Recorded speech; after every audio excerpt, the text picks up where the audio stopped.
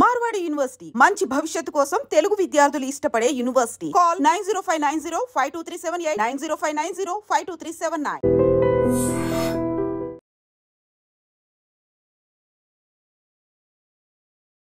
India Pakistan మధ్య ఎప్పుడైనా సరే యుద్ధం జరగచ్చు అనేది తాజాగా మనకు ఒక 3-4 రోజుల దగ్గర నుంచి కూడా పూర్తిగా ఒక యుద్ధ వాతావరణం, ఉద్రిక్త వాతావరణం కనిపిస్తోంది. ఎనీ టైం యుద్ధం జరగచ్చు, ప్రతీకారం తీర్చుకోవచ్చు అనేసి కూడా 3-4 రోజుల నుంచి ఇదే వార్తలు వినిపిస్తున్న పరిస్థితి. మనం కూడా ఫుల్గా ప్రిపేర్డ్గా ఉన్నాం.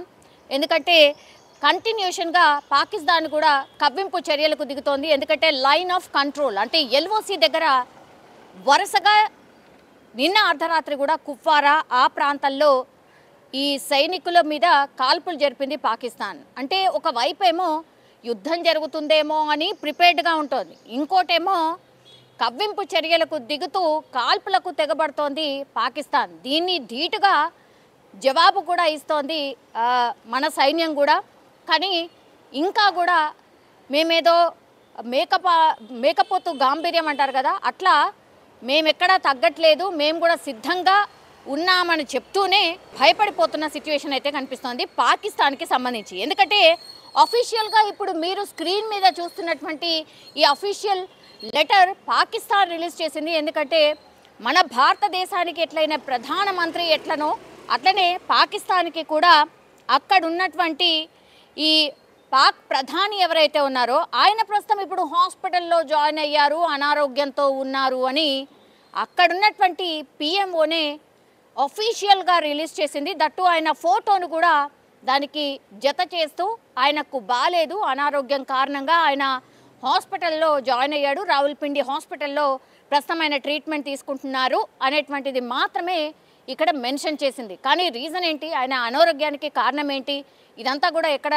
మెన్షన్ చేయలేదు. బట్ పాక్ ప్రధాని ఇప్పుడు ప్రస్తుతం రావుల్పిండి హాస్పిటల్ అక్కడ ట్రీట్మెంట్ తీసుకుంటున్నారు అనేది ప్రజెంట్ సిచ్యువేషన్.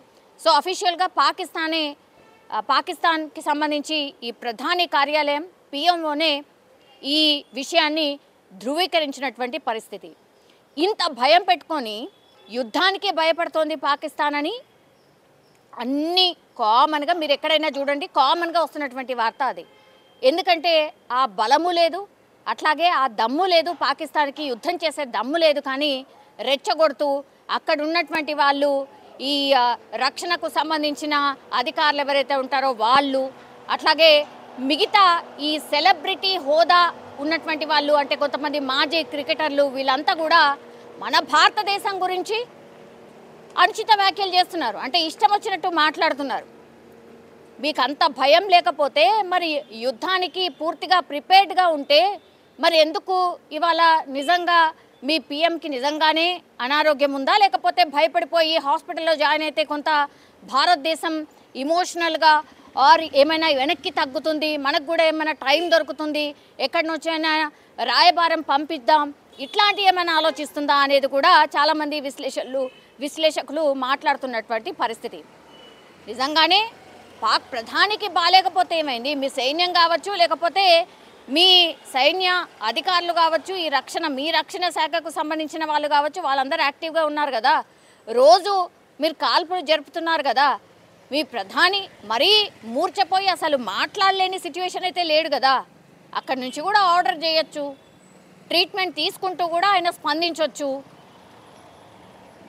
కానీ ఏదో జరుగుతోంది.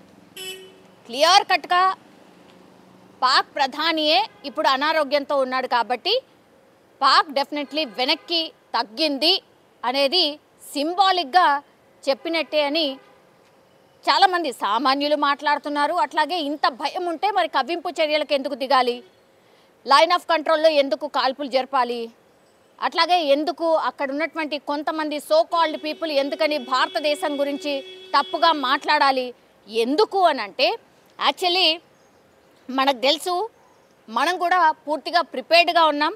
నిన్ననే 63,000 కోట్ల రూపాయలతో 26 రఫేల్ యుద్ధ విమానాల్ని కొనుగోలు చేసింది భారతదేశం.